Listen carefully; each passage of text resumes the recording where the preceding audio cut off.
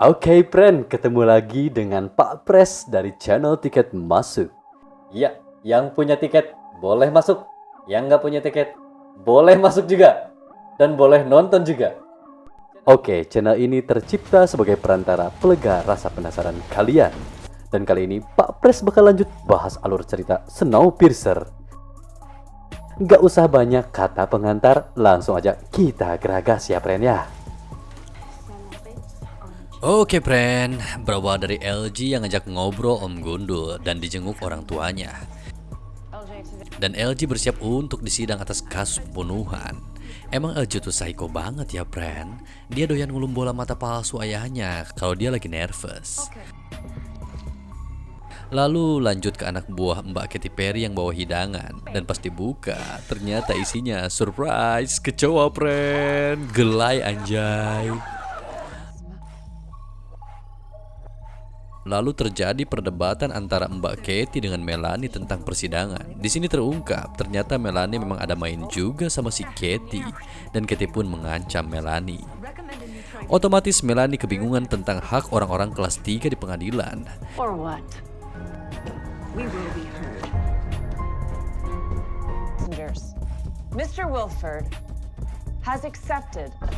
Juri sidang pun disiapkan secara acak sebagai perwakilan dari tiap kelas.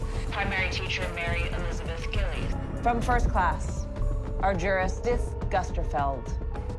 Third class, papermaker Mary Elizabeth Gillies and Walter Fleming. Para juri pun berkenalan satu sama lain, friend. Kemudian orang-orang kelas 3 yang akan ikut persidangan pun disiapkan oleh petugas Snowpiercer. Sementara itu, di saat orang-orang lagi fokus ke persidangan, Josie melancarkan rencana berikutnya. Dia bertukar tempat dengan temannya untuk mencari A.A. Gimbal tentunya. Josie akhirnya sampai di gerbong kelas 3. Sesuai arahan temannya, dia disuruh mencari logo kupu-kupu. Kupu-kupu malam mungkin ya. Ternyata dia ketemu sama Terence. Lalu Terence pun mengantar Josie untuk mencari Layton ke ruang drawer. Sementara itu, friend, Tuan Folger, kepala keluarga Borju, mencoba membuat aliansi orang-orang Borju untuk menentang pengadilan dan keputusan Melanie Cavill. Melanie Cavill langsung dapat info itu dari informannya. Dan akhirnya waktu pengadilan pun tiba. Keluarga Neneng Borju pun melakukan ritual teletabis terlebih dahulu. Oke, friend, persidangan dimulai. Kemudian Om Gundul memperlihatkan bukti kejahatan LG dan dilanjut dengan kesaksian saksi yang lain, termasuk orang yang pernah disandra oleh bodyguard Neneng Borju. Orang-orang fokus memperhatikan siaran pengadilan dari radio, hingga diakhiri dengan pidato bergelora dari Mbak Katy Perry yang bernama Audrey. This is not reserved for the rich. Her name was Nikki.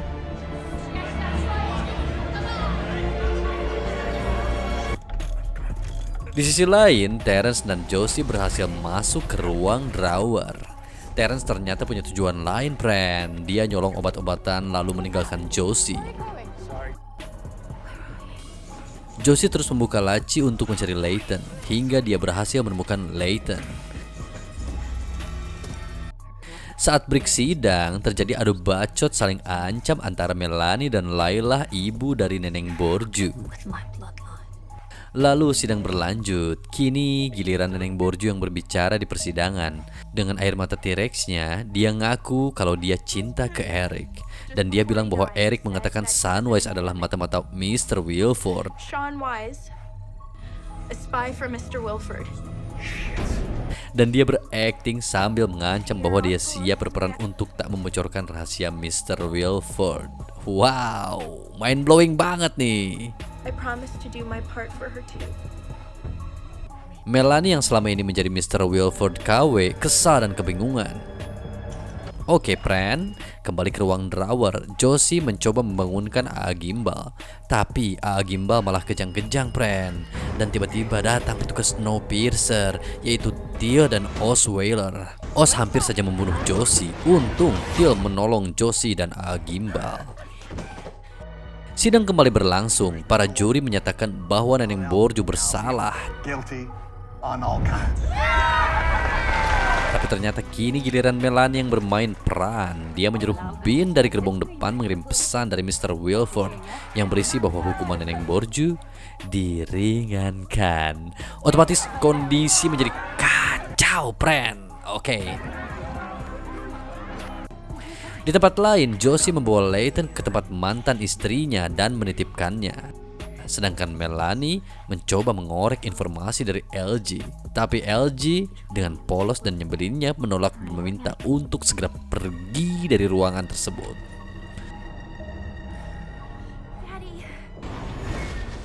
Cerita berakhir dengan adegan A.A. Gimbal yang mirip orang kesurupan karena efek dari ruang drawer. Oke, friend, ini suasana semakin menegangkan nih, friend. Pak Pres lanjut lagi ya, friend, ya, di episode berikutnya. Di episode 6 ini terlihat Gimbal yang muntah-muntah darah hitam, penyebaran brosur pemberontakan dan cairan yang bikin konslet mesin kereta. Ya, tentu saja, friend, cerita dimulai dengan adanya konslet tersebut dan Melanie yang menemukan selebaran mogok kerja. Lalu scene beralih ke tempat Sarah. Terlihat A.A. Gimbal yang gak bisa ngontrol emosinya ke Sarah atas kejadian di masa lalu. Masih di gerbong 3, A.A. Gimbal melihat Melanie sedang pidato mengancam rakyat di gerbong 3 yang serentak mogok kerja. There are 400 souls. Down train. Kemudian Josie datang ke tempat Sarah dan membawa A.A. Gimbal pergi dari tempat Sarah. A.A. Gimbal yang lagi lemah berkali-kali jatuh dan seolah menyampaikan wasiat sebelum dia wafat, friend. Wilford is an illusion to keep the rest of us in line. Melanie Cavill is the one. Bahwa Mr. Wilford tuh sebenarnya nggak ada dan Melanie lah yang berkuasa saat ini. Kemudian mereka sampai di puskesmas Snowpiercer. A.A. Gimbal yang masih belum bisa ngontrol emosi mencurigai dokter itu sambil ngamuk-ngamuk, friend. Sementara itu, Teal terus ngintil si Oz karena takut apa yang sempat dia lakukan dibocorkan oleh si Oz. Ternyata mereka lagi nyari siapa orang yang membuat brosur mogok kerja itu. Kita intip lagi di gerbong Tel. Ibu dari bocil ajaib akhirnya meninggoy, friend. Innalillahi ya.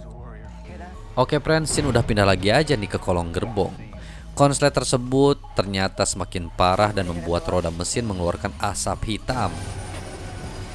Ya, pindah lagi ke puskesmas, friend. Dokter memberikan informasi bahwa beberapa orang di Snowpiercer ditandai. Sedangkan A.A. Gimbal mendengar Melanie berbicara di speaker dan memperkirakan bahwa Melanie akan pergi ke gerbong mesin. A.A. Gimbal yang lagi lost control kabur dari ruangan dengan menggunakan chip punya si Josie untuk menghabisi Melanie karena merasa bahwa ini adalah kesempatan yang good pisan. Oke. Akhirnya dia berhasil menemukan Melanie, akan tetapi goncangan kereta dari konslet tersebut membuatnya melepaskan Melanie.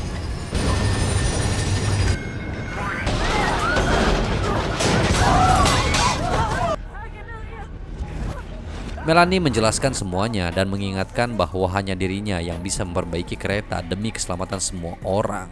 Otomatis, Layton pun melepaskan Melanie, friend.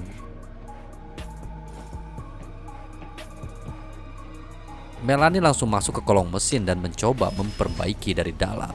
Ternyata kerusakan ada pada hidroliknya, sedangkan kereta yang bergoyang terus mendekat ke jembatan. Ya, di adegan ini Melanie yang jadi jahat utamanya justru terlihat heroik banget, friend. Sementara orang-orang di kereta lagi panik banget. Uniknya, orang-orang gerbong Tel malah nonton layar tancap, friend. Dan di ruang pengumuman, Ruth mengambil alih berusaha menenangkan semua orang. Balik lagi ke Melanie yang turun ke kolong kereta. Ini tuh ya sekitar 6 menit sebelum kereta melewati jembatan. Melanie terus mencoba mengambil pipa hidrolik agar tersambung lagi. Di tengah kepanikan, A.A. Gimbal kembali ke puskesmas nyamperin si Josie. Melanie yang jadi alumni Ninja Warrior terus berjuang hingga akhirnya berhasil menyambungkan pipa hidrolik sebelum gerbong yang bermasalah melewati jembatan. Famos, famos, itu kata si Hafi, friend. Dan alhamdulillah kondisi kembali aman.